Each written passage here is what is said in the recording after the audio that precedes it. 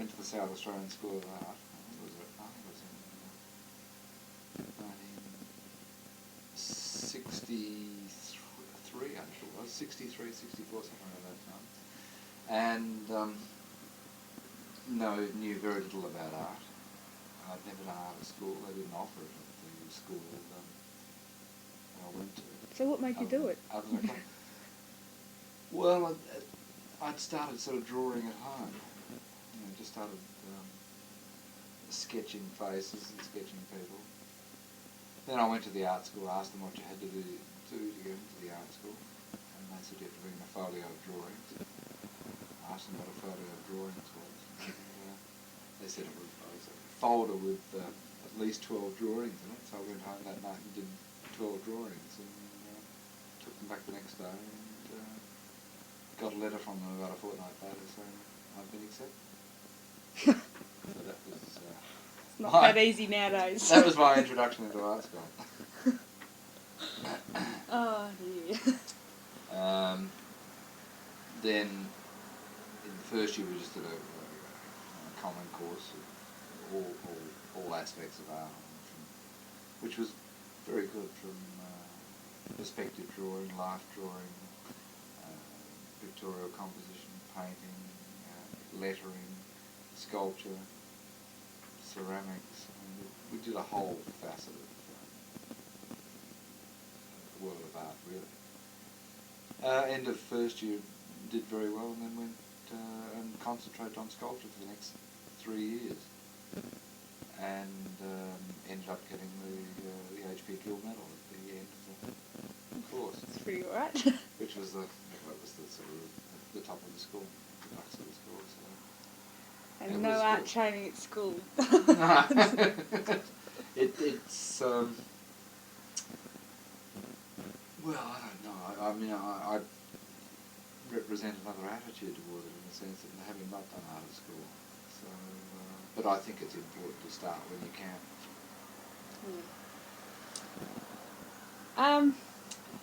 Art teacher. Well, that's all it. Well, I ended up in Melbourne. I won't go into all the reasons why. I ended up in Melbourne. This was a couple of years later, or about a year and a half after I graduated from art school.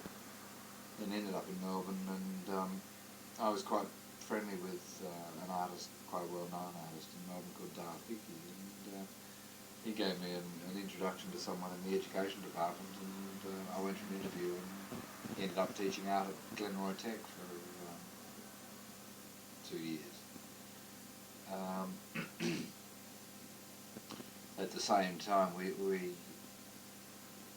developed a business that was designing, making use of sort of some of the techniques we've learned in ceramics and drawing, and had a ceramics business which we did for, a couple of us did for 2 or 3 years. In the end, decided to give it up and started teaching. Full time? Well, full time. And then what happened, then I got was asked for an interview, to go out to an interview at Phillip Institute. They needed someone to teach sculpture part-time, and went out there for the interview and got the job there. And I've been teaching sculpture there ever since. Really. And during this your time, since you've come to Melbourne, have you been doing working on sculptures and exhibiting them? Well, for a while I did when I first came over from Adelaide. I had a couple of exhibitions in Melbourne at Pentecostal Gallery, and then for some reason I questioned the whole thing. I really stopped. Well, not making sculpture. Not drawing or not thinking about ideas. I stopped making sculpture. I think that's what it was, and that went on for something like about 6 or 7 years. But I made other things. I made furniture and built houses and stuff, but didn't really make any sculpture. So that in between probably 1973 and 1978, '79, I did very little sculpture. And then started back with vengeance after sort of having had sort of 5 or 6 years off. I don't know whether it was questioning things or whatever. I think it had more to do with sort of having a family. Yeah, that's that. I didn't. You didn't realise that? No. I know. You question things. Yeah, I know that. I know. You exhibit both drawings and sculpture, but you consider yourself primarily a sculptor. Is this a medium that you feel more comfortable in, as in drawing? As in drawing? Look, I think to be a sculptor, you've got to really enjoy making things, and I really enjoy making things. I've always liked making things, and I think the drawing has a lot to do with developing the ideas that you're going to make, and keeping some, because drawing is very spontaneous, and you keep some sort of critical understanding of what you're doing. I think when you're drawing, with sculpture you can get very confused with whether you're a sort of a full-time welder or a full-time sort of painter, or I meant a spray painter, not a sort of a pictorial painter. It's just that sculpture is very labour intensive, so you're not creating all the time. You're sort of more doing hack work. Yeah. Okay. Is drawing a discipline you use as a tool to produce the sculpture? And describe how you would go about transferring an idea from paper into a sculpture. Well, it is a tool to develop ideas. Sometimes you can sort of draw things and you can make them identical to the drawing. Other times, maybe the drawing's missed out a bit, so you develop the ideas as you. I mean, I think I always have a starting point, and that's a drawing. Yeah. I don't know how you could start a sculpture without a drawing. Well, you have to have some idea from somewhere, and a drawing's a good point. And then you can bend it, twist it, change it as you like. But sometimes you've resolved everything in the drawing, and you can make it very easily. But talking about the translation of it from drawing to the finished sculpture, it's a hard one.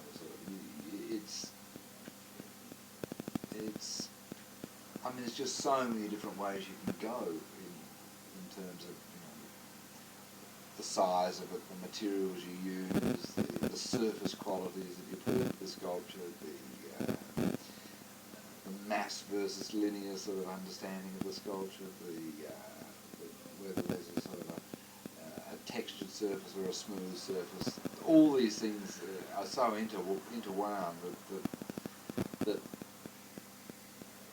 sculpture's just, there's just so many decisions to make all the way down the line.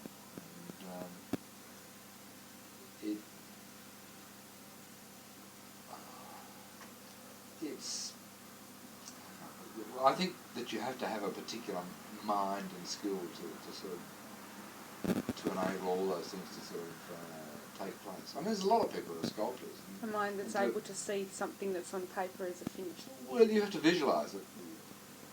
So at some point you've got to visualise it, whether you're drawing it or starting it or drawing something on the ground of the floor of the studio to sort of start building it up from. You have some idea where you're going. And I think that only comes from, I've been making sculpture for 23, 24 years now, so you really do have some idea about what you're doing. What or who have been your greatest influences? And I've got a few little sort of categories. A, artists. B, landscapes and places you've been. Students, teachers, and or experiences overseas. Can I start with what was the first one? Artists. Artists. Well, I've always really liked the Spanish artists. I think they're sort of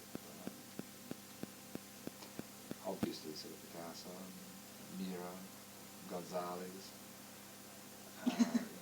Gonzalez was the person. He was a terrific sculptor. He taught Picasso to sort of make sculptures.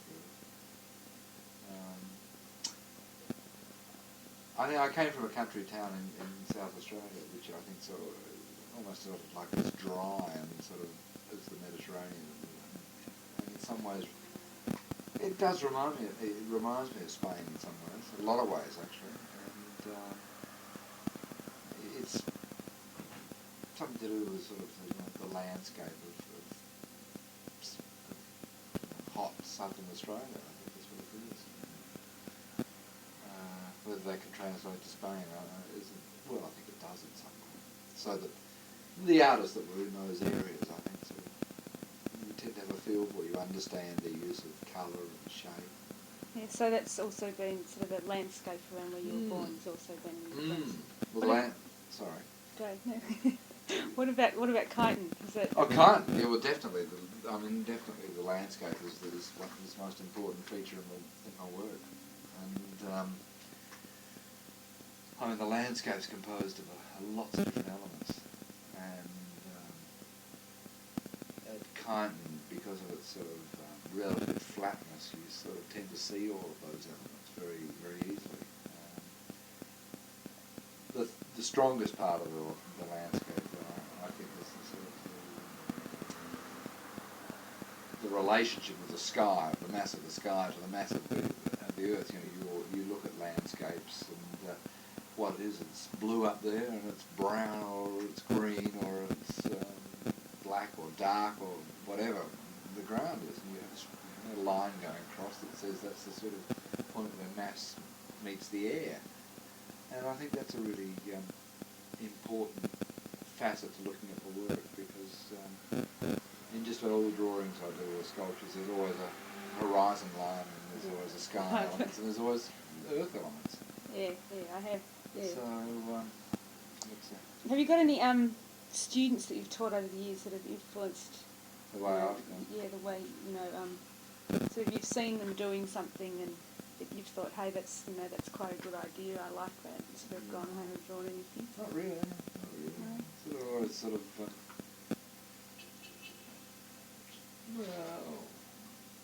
I suppose there are some that have good ideas, that are very fresh ideas and things, but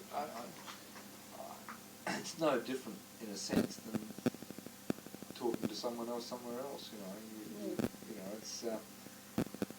I think you talk to students, you tell them what you know, and looking at a lot of students' work, it gets confused with sort of the amount of sort of. I think when you're a student, you tend to sort of have a different attitude towards work. I think when you're older, not so much older, but when you're probably more experienced, and you sort of tend to make use of time more. I can see myself actually when I finish school, I'll probably use my time a whole lot better. Now, and what about teachers? Teachers at art school. I think teachers at art school, especially the art school I went to, are very supportive, extremely supportive.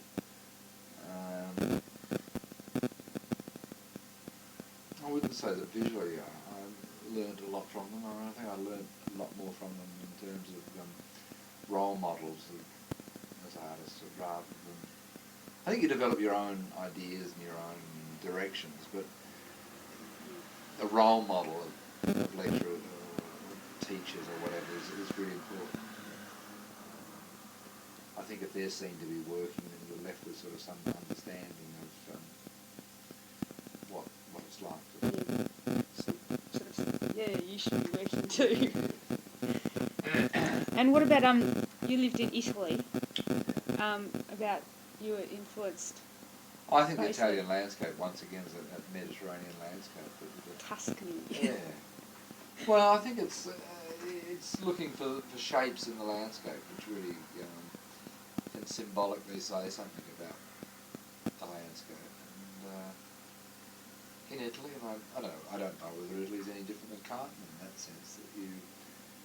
It's the sense that Italy is that there's a sort of a sense of history to it that everything's been sort of trodden on. It seems to be the forms seem to be a lot more mellowed, and whereas in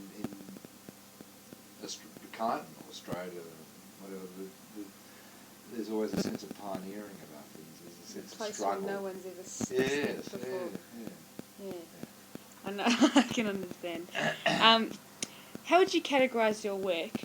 Or I don't know, some artists may not prefer to categorise their work, but I've read lots of articles about your work, and the term narrative sculpture is often narrative sculpture is often just used to describe your work. Do you agree? Well, I this think is a correct description? I don't think that I just want to do landscapes. I think I want to do landscapes that are sort of say something about the landscape. And the things that I like are sort of whether that landscape's a full moon, or whether it's a sort of a half moon, or whether it's summer, or whether it's winter, or whether it's about the events that have happened in the day in that landscape. But there's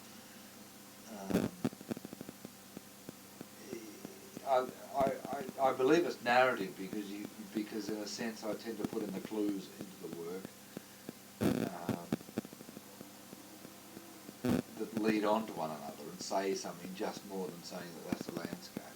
It's a landscape with a yellow hill that maybe has it's daytime because there's a sun there. The forms that are in the work tend to sort of say something about the work, and I think that's what I mean by narrative. What people so it's very symbolic of... Well, it's symbolic, but it's also trying to say something just more than it makes it a specific landscape. I mean, I'd like the work to sort of say that, all right, if it's a summer's day, well, maybe it's a hot summer's day and they've just sort of harvested the wheat or something. It's those sorts of things that I think you can read into it. So it's just more specific than just giving a pure pastoral sort of scene.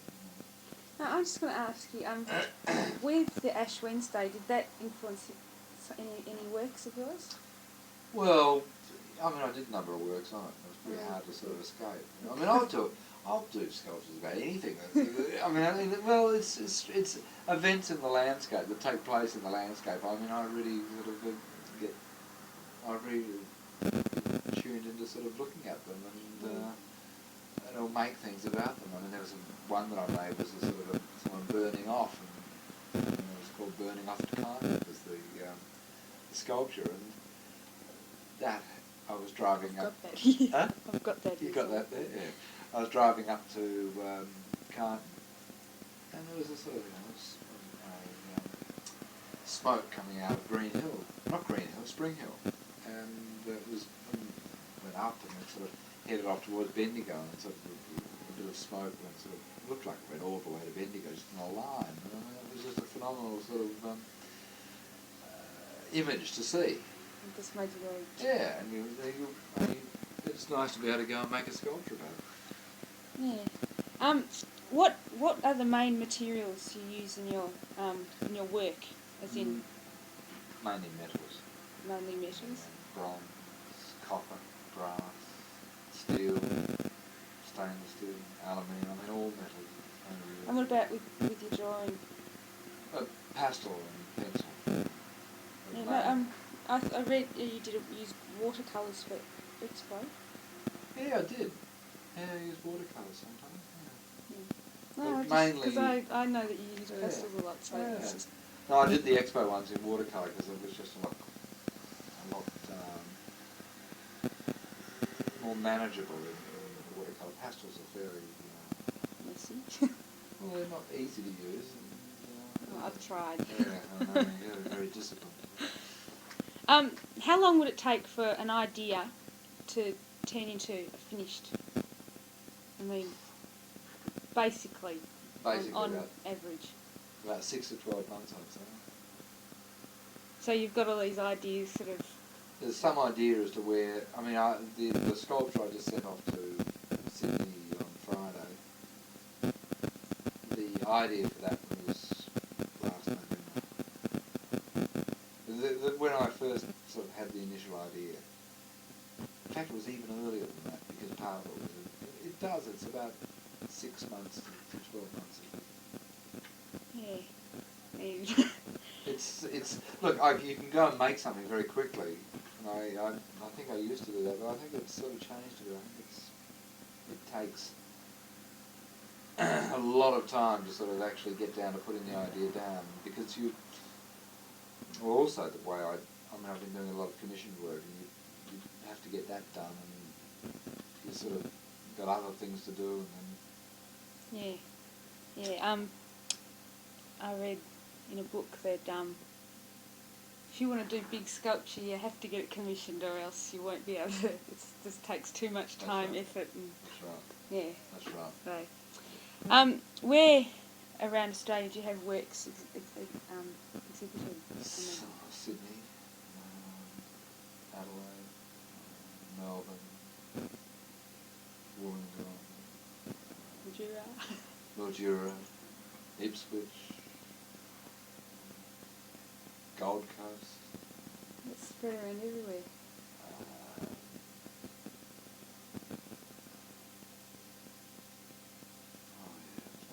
Lots of different places. And lots of private collectors. Wollongong.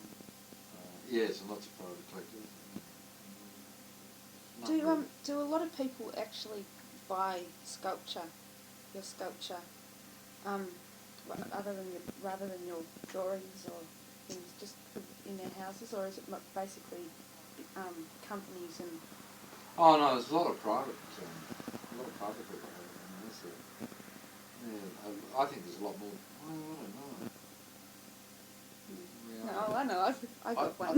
Yeah, you go. Yeah, I don't know where I just don't know where a lot of them are going. I really don't. So you wouldn't be able to track half of them down. Well, the dealer would. Yeah, I'd have to go and see them. My dealer or agent in Sydney, and she could tell me where they're all. Well, as long as someone knows. Someone knows where they all are. She's got a complete record of all the works. And have you been with her right through? Since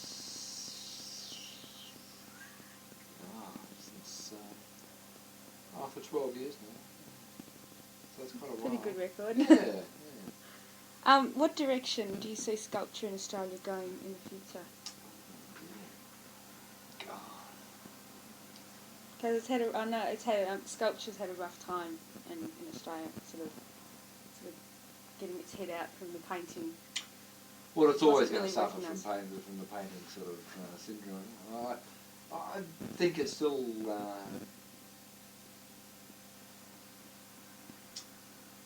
I think it just still has to pay cognizance to the landscape, or the struggle with the landscape. I think that's what Australia's still so young, and it's still so young in its development, really. Yeah, I think Australia's sculpture emerged at a hard time. And sort of big changes in world art anyway. Well, there have been the last few years, but nevertheless there's still sort of. I don't think art's that about international. Yeah. Oh, yeah. Qualities. It's about sort of about where you live at the time, I think, and or what you're experiencing most. I think there's been very little Australian sculpture that's been done about the landscape, but I still think it's the area that it has to sort of face up to. I don't think people like being reminded about the landscape all the time. I don't think that's sort of always such a good idea, but at the same time, it's the great unknown of Australia. Yeah. Whether that's the direction it's going to go, I don't know, but I can't see. It's a hard thing to answer, really. Yeah. No, I know that I prefer sculpture to painting myself. Yeah. But I mean, I'm probably one in a million. Yeah. I mean, I don't know, I see sculpture as a more easier way to express your feelings. Well, it is. Hmm. To me it is. But at times I can sit down and like drawing, and I can't paint. I use paint on everything, but I can't paint. I'm just too impatient to paint. Paint. I can draw, but I can't paint. No, and what direction do you see your work going in the future? I mean, do you see yourself doing more of the same, or do you change? No, I think it's actually getting. It's getting a lot more minimal. I think it's getting sort of. Yeah, I've noticed sort of that your earlier works with the Pentagon one. Yeah. That's sort of, and then you've gone to, with the thin wire, it's all lots of wire everywhere. Yeah. And now you've got the big bits of wire with not so many sort of bits and pieces. That's right. It's getting a lot more minimal. But a lot more like sort of trying to say something with fewer words, I think. So I think that's where it's going at the moment. And it's really very. And the last two things that I've done have just really only had three elements in it. And it's the play between those three elements. So I think you get more and more confidence about the elements you're using. And, my work's very much about composition and placing, one object or one colour against another colour, and looking for the effect that has. And, that's probably the direction it's going. Yeah, and you use really very bold colours in your work. Is that sort of as in contrasting, or is it just sort of the way you see it? Well, I think I try and look for essential elements, and I think they're the essential colours that I use: red, blue, yellow, black, and white, isn't it? That's what I do have some surface qualities on copper and brass, bronze, and things, but the basic colours are the primary colours, and I think what I'm trying to do is deal with primary elements. Yeah. So I'm not trying to sort of, make a horse and cart look like a horse and cart. Rather look at the trail that the horse and cart left or something. Yeah. So I can understand that. Well, some works of art. I mean, what would be your favourite work that you've ever done? Apart from the Expo yesterday. It's always the last one. I don't have very much. I don't remain attached to them very much. You do them, and then they disappear out of your life. And not even the ones that you keep. Very few. I've kept very few really. I've got some. There's a couple of them that I really like, I suppose. But that's always so subjective, because you're picking at what you want to see, which may not be what you wanted to see at the time you made it. I find it really difficult sort of saying what's my really favourite. I like there's a bronze that's in Darling Harbour that was 3 years ago, I think, now, and commissioned that, and I really like that as a sculpture. I think it's terrific. So that's one that I've done that I like. I like the one I sent up yesterday up to Sydney, or Friday up to Sydney. Well, I haven't seen that one. What was that called?